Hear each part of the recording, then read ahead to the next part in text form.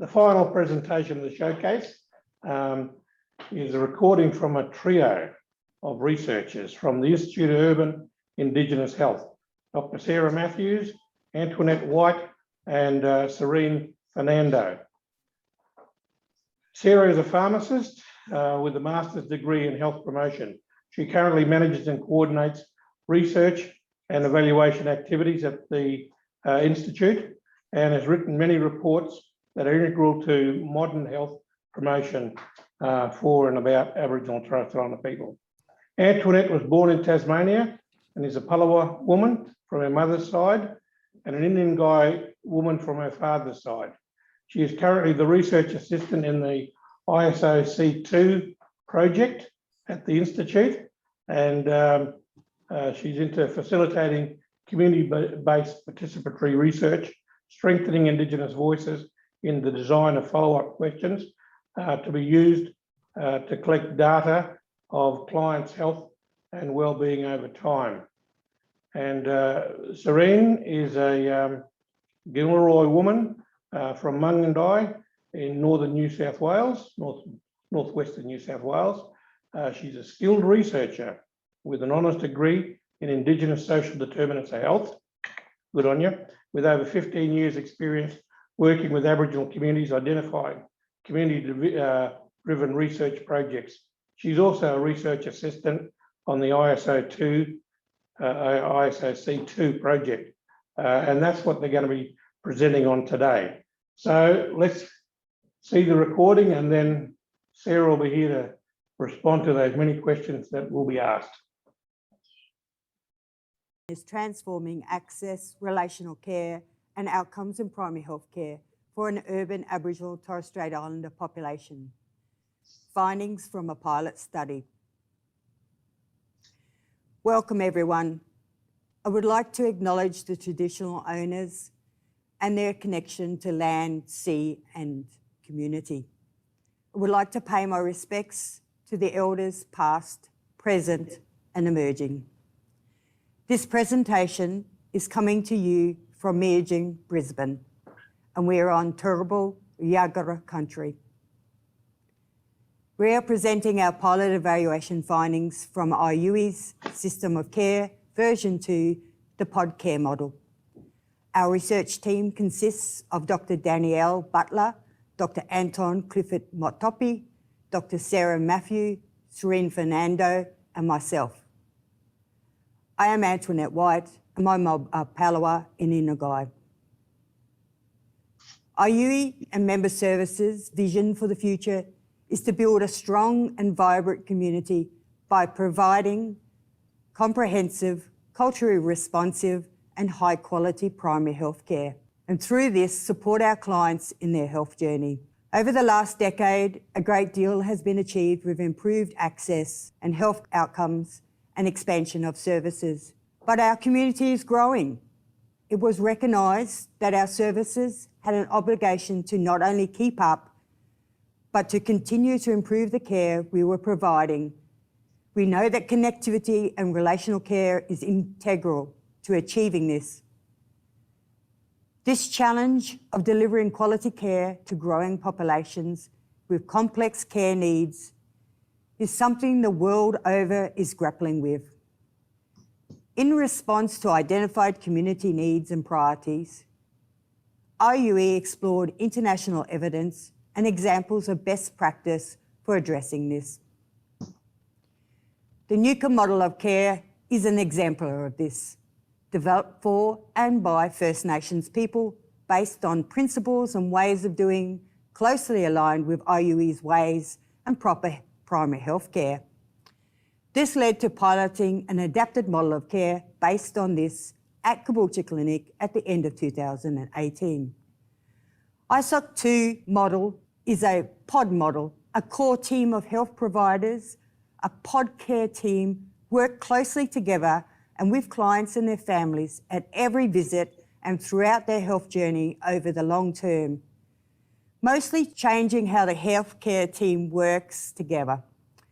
The pod model builds on our previous system of care so that everyone in the pod team gets to know the client, their family's story better and communicate and work better together to support our clients on their health journey.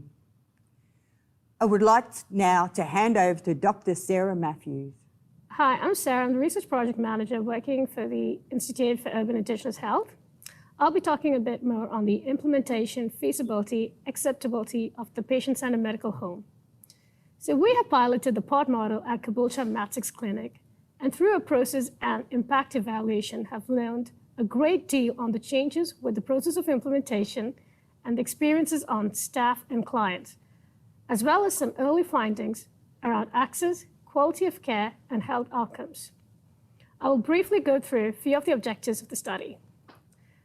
So the first objective was to determine the acceptability of ISOC2 to staff and patients through interviews and yarns. And the second was to evaluate the effectiveness of the ISOC2 by quantifying changes in access, quality of care, and health outcomes following implementation compared to baseline. This evaluation used a mixed method approach underpinned by Indigenous research methodologies and aligns with IUI's ways of knowing and doing. Descriptive analysis of routine primary care health record data and thematic analysis of interviews involving 19 health staff and 28 clients were conducted to examine the implementation, feasibility, and acceptability of the patient-centered medical home model. Serene Fernando will go through the qualitative findings. Thank you, Sarah. My name is Serene Fernando. I'm a Gamilaroi woman from Northwest New South Wales, and I'm a research assistant on the ISOC2 project.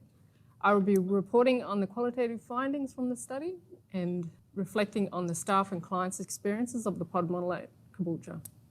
Key findings from the analysis of the qualitative individual interviews with health staff and clients that reflected improvements in processes of care were strengthened team-based care amongst staff. Working in a pod team increased ownership of clients amongst staff and led to more equitable allocation of client care. Clients reported seeing the same doctor and the nurse and Aboriginal health worker more often. The next key finding was strengthened team-based care. An Aboriginal health worker quoted, "When I first came in, there wasn't much conversation between the health worker and doctors. There could be some between the doctors and nurse, but it wasn't as team-based." Strengthened relationships. An increase in team ownership of care amongst staff strengthened relationships with clients throughout their health journey.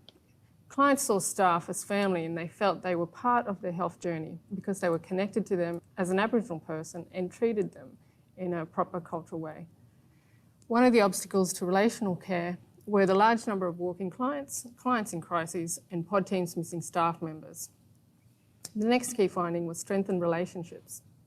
A male client mentioned, "I feel like I've come home. Sometimes it feels like they are my friend, you know what I mean? And that's a good thing." More dynamic care pathways. Social health and medical were more integrated and client follow-up care was more planned and proactive. However, staff wanted more resources in care pathway for complex clients. For example, those with mental health issues or in social health crises. Most clients knew about their care pathway and reported that more staff were a part of their health journey. The next theme was more dynamic care pathways. A doctor reported that we were able to do what we needed to do from a medical standpoint, hand over to the social health coordinators, and it allowed us to finish up what we needed to do for the patient. And then we could keep the flow going through the rest of the clinic. The next key theme was improvements in access to social health services. Staff described how there were multiple points of access for clients, and most clients reported being able to access most of the services they needed. Access to social health care improved, with the social health worker working more closely with the pod to address the client's social health needs. A nurse mentioned that the social health services were more visible and accessible. Now you've got a social health coordinator who circulates through the pod to reach the clients. A male client reported that, "I'm excited because I really feel that no matter what problem I've got, I can come here. The network and team support I have here now supports me to have a positive outcome and a better life." The diagram on the slide explains the staff and clients' experiences of the pod model.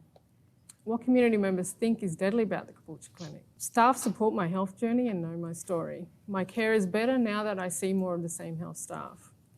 And what we've done to make Caboolture Clinic more deadly, All new clients get a welcome pack and information about the pod team and health staff. And clients have more follow-up contact with the same pod team outside the clinic. So we used health record data to examine the process of implementation, transformation, and impact on access. For this part of the analysis, we included clients for whom the clinic was their primary health service, and those clients who were regular. So we defined regular clients as those who had 3 visits with the clinic in the last 2 years. Today, we are sharing findings that take a broader look in changes in access, alignment with the care team, and distribution of care between the pod providers. That includes the GP, the Aboriginal health worker, and the nurse. Looking at the graph in the upper right-hand side of the slides, you can see with the blue bar graph that the number of regular clients has increased from 1,700 in 2018 to nearly 1,950 in 2021. However, the proportion of total Aboriginal and Torres Strait Islander population from postcodes that the clinic serves has decreased slightly from 40% to just under 37%. It is early days with implementing the model, and we expect that over time, that the proportion of the community that is accessing this service will increase. Looking at the pie graph at the bottom right-hand corner of the slides, we can see that by June 2020, nearly 90% of clients aged 18 years and over were aligned with the care team, with an even distribution of regular clients between the care teams. Yeah. The distribution of care between the care team providers for clients aged 18 years and over, we found that the proportion of all visits with the Aboriginal health worker has increased over time. And this was consistent with what staff and clients told us in the yarns. Among the staff, they said they had a horizontal responsibility for client care. The team-based component of the pod model shifted ownership of clients from individual staff to pod teams, distributing responsibilities for care more evenly across staff and enabling better utilization of their skills and experience. And clients reported that since the new model has been implemented, that their care is better and they're more likely to receive care from a nurse or an Aboriginal health worker and with the same doctor.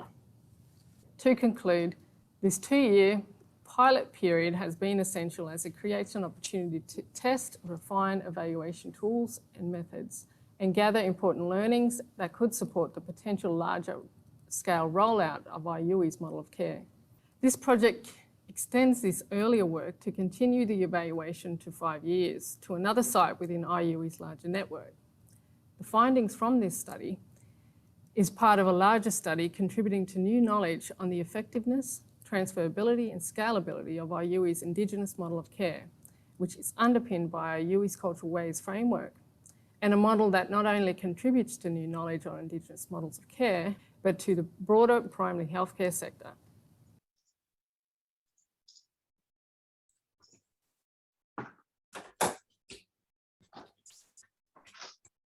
Okay, that was great. A pre-record that works well and within time. So we've got a question or two. No questions just yet. Yeah, we do have a question. I like the concept.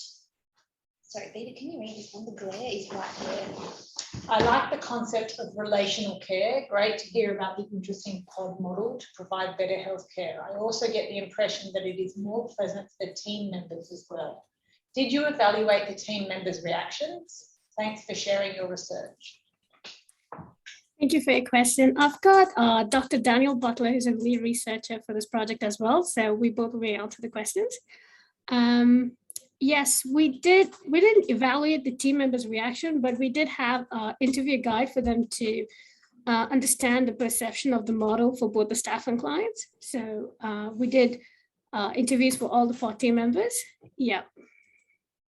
Daniel, if you would like to add anything. Yeah, so just with the staff interview, so they involved each of the pod members. So each pod had a GP, a nurse, and an Aboriginal health worker was part of the core team, as well as an admin staff member as well. And so the interviews involved all of those members of that team to sort of get their experiences of what it was like to be involved in that pod model, and just to really get a sense of, you know, what were the pros and cons of working in this way. So, and then we also interviewed the larger team at the clinic, so the social health staff as well as other allied health staff, to sort of get their sense and experiences of what this new model of care was like. And just to go to Connie's point, the key thing that was really underpinning the way this model was designed and developed, so it was a, you know, Indigenous-led design from IUI itself in response to community needs, and at the basis of it was relation-based care and that relational sense of care and connection that really formed how they designed it and therefore how they delivered it.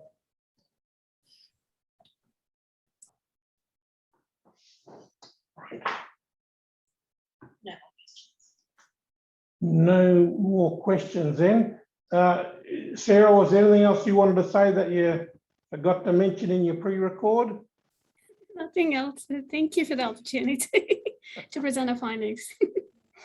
No, well, thank you. No, we really appreciated that, and it's a very fitting way to end the day's you know, presentations, to talk about another new approach, and you know, at a future time, it'd be really good to hear from IUI at a future showcase about how you do collect a lot of data and you evaluate a lot of your programs, so you can talk with a lot of authority about what's working, what's not working, and how things need to be tweeted.